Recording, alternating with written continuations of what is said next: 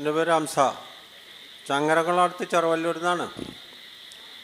അഫ്ളലാക്കപ്പെട്ട 4 മാസം അതിൽ റബീഉൽ അവ്വൽ ഉണ്ടെന്നാണ് മൗലവി പറയുന്നത്.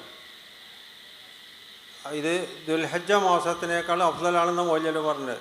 ചങ്ങരകുളത്ത് നടക്കുന്ന ഒരു പ്രമുഖ ഹജ്ജ് ഗ്രൂപ്പിലുള്ള അയാൾ ഹജ്ജിന് പെണ്ണുങ്ങളെ സംഘടിപ്പിക്കാൻ വേണ്ടി അവിടെ പറഞ്ഞതാണ്.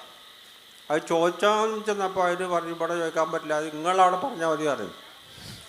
അപ്പോൾ ഏതാണ് അഫ്ളലായ 4 മാസം അതൊന്ന് പറഞ്ഞുതരാം.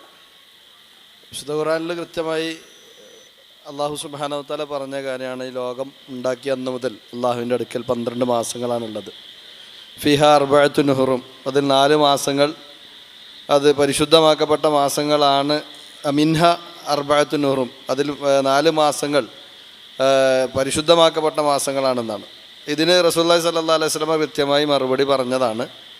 അതായത് ദുൽഖഅദ, ദുൽഹജ്ജ, മുഹറം ഈ 3 മാസങ്ങളും പിന്നീട് റജബുമാണ് ആ 4 മാസങ്ങൾ എന്നുള്ളതാണ്. അതാണ് യുദ്ധം ഹറാമാക്കപ്പെട്ട 4 മാസങ്ങൾ കൊണ്ട് ഉദ്ദേശിക്കുന്നത്. ഇതിന് പുറമെ റമദാൻ മാസത്തിന് അതിൻ്റേതായ പ്രത്യേകതകൾ വേറെ വന്നിട്ടുണ്ട്, നമുക്കെല്ലാവർക്കും അറിയുന്നതാണ്.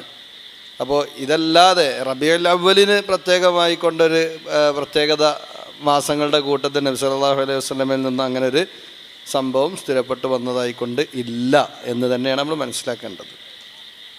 പിന്നെ മുസ്ലിയാക്കന്മാർക്ക് ഇതിനൊന്നും എന്ത് വേണ്ട, തെളിവ് വേണ്ട എന്നുള്ളതാണ്. അവർക്ക് ഇപ്പം ഇന്നത്തെ ഈ നേരം ഇപ്പം പോരിശമാക്കപ്പെട്ടതാണെന്ന് തോന്നിക്കഴിഞ്ഞാൽ അവരെ പ്രഖ്യാപിക്കും.